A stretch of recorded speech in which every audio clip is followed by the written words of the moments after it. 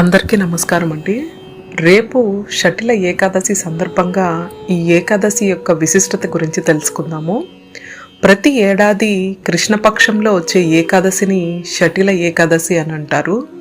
ఈ పవిత్రమైన రోజున నువ్వులకు ఎంతో ప్రత్యేకత ఉంది. ఈ పర్వదినాన నువ్వులను 6 రకాలుగా ఉపయోగిస్తారు. ఈ రోజున ఉపవాసం ఉండటం, ఆధ్యాత్మిక కార్యక్రమాలలో పాల్గొనడం వల్ల సకల బాధల నుంచి విముక్తి లభిస్తుందని నమ్ముతారు. కృష్ణపక్షంలో వచ్చే ఈ ఏకాదశి రోజున పవిత్ర గంగా నదిలో లేదా ప్రవహించే నీటిలో స్నానం చేయటం, దాన ధర్మాలు చేయటం, శ్రీ మహావిష్ణువును పూజించడం వల్ల ఎంతో పుణ్యం లభిస్తుందని, తమ కష్టాలన్నీ తొలగిపోతాయని ప్రగాఢ విశ్వాసం.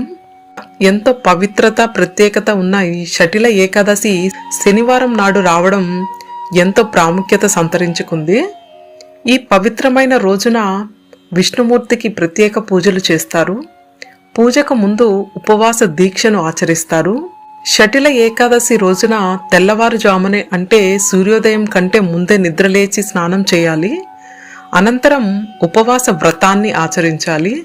శుభ్రమైన నీటితో పూజా మందిరాన్ని శుద్ధి చేసి ఒక చెక్క పీటపై పసుపు వస్త్రాన్ని పరిచి దానిపై విష్ణువు లేదా శ్రీకృష్ణుని విగ్రహాలు లేదా ఫోటోలను ప్రతిష్ఠించాలి. ఆ తర్వాత పంచామృతాలతో అభిషేకం చేసి నియమ నిబంధనల ప్రకారం పూజ చేయాలి. పూజ అనంతరం విష్ణు సహస్రనామం పఠించాలి. విష్ణుమూర్తికి తులసి, నీరు, పండ్లు, కొబ్బరికాయ, పువ్వులు నైవేద్యంగా సమర్పించి అనంతరం ద్వాదశి రోజున దాన ధర్మాలు చేసి ఆహారం తీసుకోవచ్చు. మన పురాణాల ప్రకారం శ్రీకృష్ణుడు యుధిష్ఠిరునికి ఈ ఏకాదశి యొక్క ప్రాముఖ్యత గురించి వివరించారని చెబుతారు.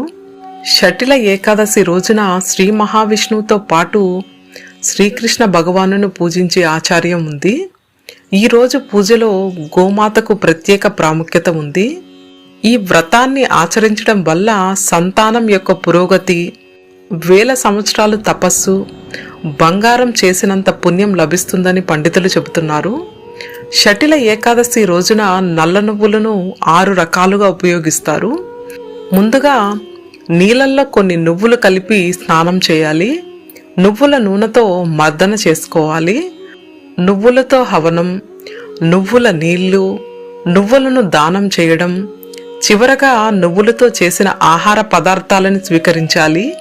పురాణాల ప్రకారం షటిల ఏకాదశి రోజున నువ్వులను తీసుకోవడం వల్ల మోక్షం లభిస్తుందని, అంతేకాదు నువ్వులను దానం చేయడం వల్ల పేదరికం తొలగిపోయి ధనవంతులవుతారని ప్రగాఢ విశ్వాసం. అంతేకాకుండా షటిల ఏకాదశి రోజున ఉపవాసం, జాగరణ, విష్ణు సహస్రనామాన్ని పఠించిన వారికి కుటుంబంలో పురోగతి లభిస్తుందని, మరణం అనంతరం వైకుంఠ లోకానికి మార్గం సుగమం అవుతుందని చెబుతూ ఉంటారు. ఓం నమో నారాయణాయ. గోవింద హరి గోవింద.